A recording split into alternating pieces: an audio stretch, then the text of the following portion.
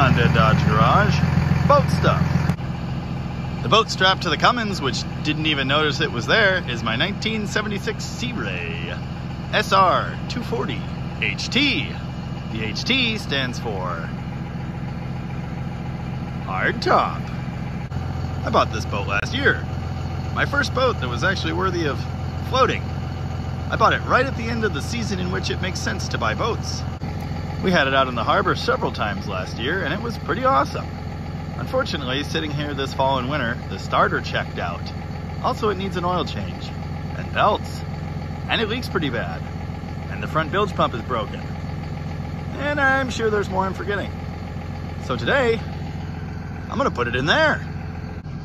As you probably didn't see on past episodes, quite a bit of work went into emptying this end of the shop to make room for the boat. I just gotta move this pesky little Cobra out of the way. It has occurred to me that to the untrained eye, it might look like I'm quite wealthy. The fact of the matter is, that is absolutely not the case. Can you guess why? Surge brakes, my favorite.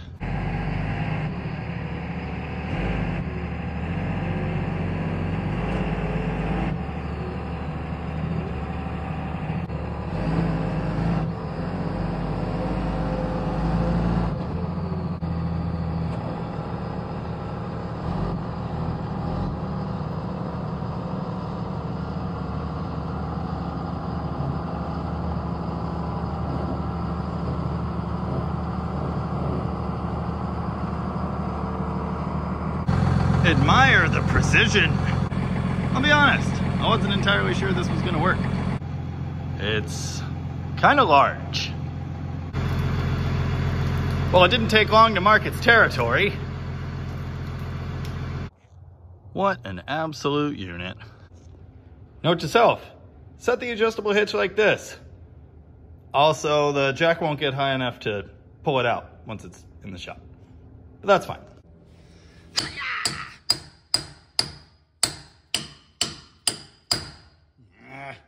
Well, the operation was a success. So I guess it's time to walk through the boat. And I think it's time for brunch first. Yeah.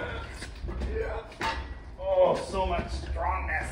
Oh, damn third brakes.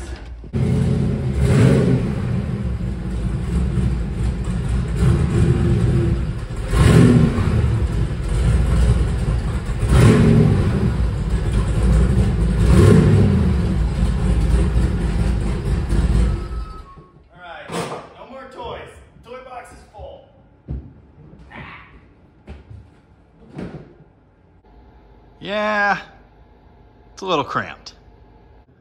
Brunch. So yeah, the boat, SeaRay. Near as I can gather, all SeaRay 24-foot hulls from this era are the same. This one has a hard top, there, but no flybridge there. A feature I didn't think I'd want, but actually, on warm, sunny days, it would be kind of nice because there's not a whole lot of airflow through the cabin. The back deck is raised with these wood hatches for access to the engine compartment, batteries, and extra storage. They could use some refinishing. Here's what caught my attention and convinced me buying this boat was a good idea. Beautiful, redone wood interior. The previous owner was a woodworker. He and his wife would use this boat for trips on the Puget Sound. I'm quite fond of his work. The one thing I'm not fond of, there used to be a head right there, and he deleted it for more counter space. I find this inconvenient. So does Mrs. Jamie.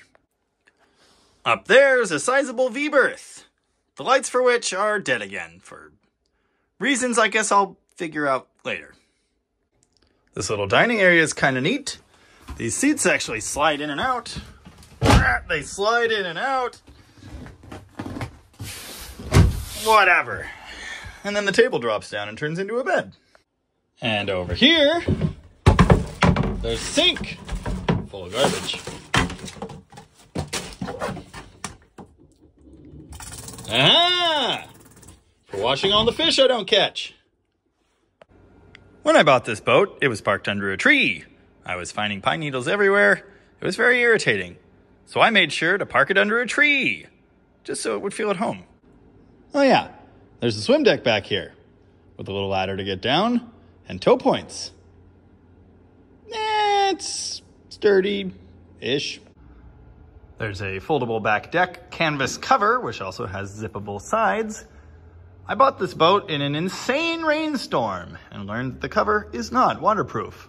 It's barely water resistant, but it might be useful for sun. Of course, sun is a valuable resource we tend to be short on here, but yeah, it's fine. Under this hatch is easy access to the rear bilge pump and a good place to check to make sure you're not sinking. So naturally, I broke this handle the first time I ever put the boat in the water. This is kind of cool. It's a mount for a pot lifter, which I didn't buy. With the hatches removed, you can see where the magic happens.